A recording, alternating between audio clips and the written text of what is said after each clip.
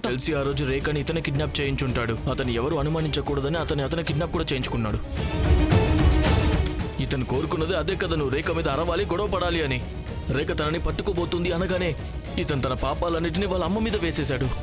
అసలు నువ్వేం మాట్లాడుతున్నావు? అరే అరే అరే, ఇతను ఎంత సిగ్గుమాలిన మనిషి. లేదు, నేను అలా ఏమీ చేయలేదు. అయ్యో, అంటే ఆ డైవోర్స్ పేపర్స్ కూడా కోర్టులో ఎవరు ఫైల్ చేశారో ఏంటో మనకి అర్థమే కాలేదు కదా. మనం అనుకుంటూనే ఉన్నాంగా ఆ విడాకుల పేపర్స్ రేఖ కోర్టులో సబ్మిట్ చేయకపోయి ఉంటే ఎవరు చేసుంటారని. నువ్వే చేసావు కదా రోహిత్, నువ్వే కోర్టులో రేఖ రాఘవల డైవోర్స్ పేపర్స్ ని సబ్మిట్ చేసావు.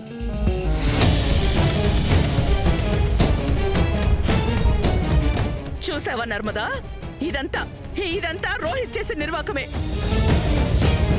అమ్మా రోహిత్, నువ్వింత నీచానికి దిగజారిపోయావా రోహిత్? ఒక్కదాని తర్వాత ఒకటి నువ్వు ఇంత నీచమైన పనులు చేసావా? అమ్మ ప్లీజ్, నా మాట నమ్ము. నేనేమైతే తప్పులు చేశానో అవి యాక్సెప్ట్ చేశాను, కానీ వీళ్ళు నా మీద వేస్తున్న నిందలన్నీ అవి నేను చేయలేదమ్మా.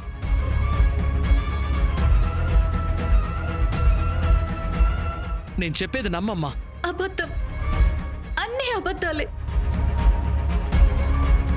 ఇవన్నీ చేయడం వల్ల నీకేం దక్కింది? ఇక నేను నీ మాటలు అస్సలు నమ్మలేను. అమ్మా, నేనెంత ప్రేమగానో నిన్ను ఇంట్లోకి తీసుకొచ్చాను. రాఘవ్ తన గుండె రాయి చేసుకుని నిన్ను ఇంట్లోకి తీసుకొచ్చాడు. కానీ నువ్వు ఏం చేసావు?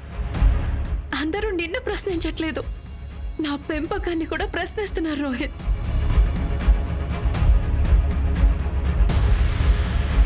నాకు నీ ముఖం కూడా చూడాలని లేదు. వెళ్ళిపో ఇక్కడి నుంచి.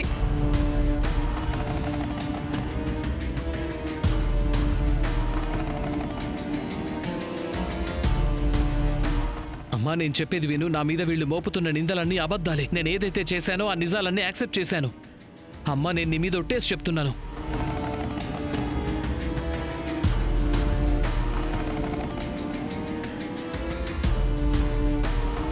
అమ్మా నేను చెప్పేది వినమ్మా.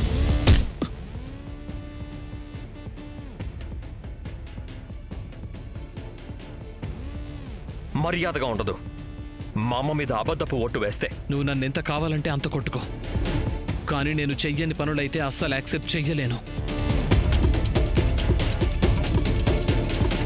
ఇక చాలు ఆపు రోహిత్.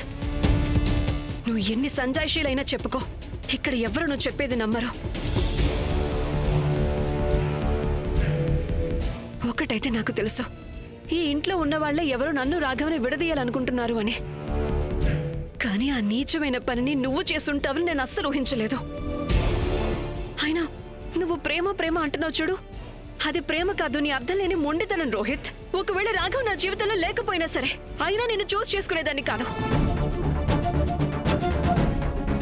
ఎందుకంటే నేను నిన్నెప్పుడు ఒక ఫ్రెండ్లా మాత్రమే చూడగలిగాను.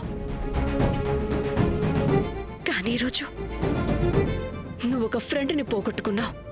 రేఖ, ఆ రోహిత్, కేవలం ఫ్రెండే కాదు, ఈ రోజు నువ్వు ఒక కుటుంబాన్ని పోగొట్టుకున్నావు. అందుకే వెళ్ళిపో ఇక్కడి నుంచి. ఇప్పటికే నువ్వు మమ్మల్ని చాలా బాధ పెట్టావు. నీ మొహం కూడా చూడాలని లేదు. ఇక వెళ్ళిక్కడి నుంచి, నువ్వు వెళ్ళు ప్లీజ్. అమ్మా అమ్మా ప్లీజ్ నన్ను దూరం చేయొద్దమ్మా. అమ్మా ప్లీజ్. వినబడలేదా నీకు రేఖ ఏం చెప్పిందో? వెళ్ళిపోయి ఇక్కడి నుంచి.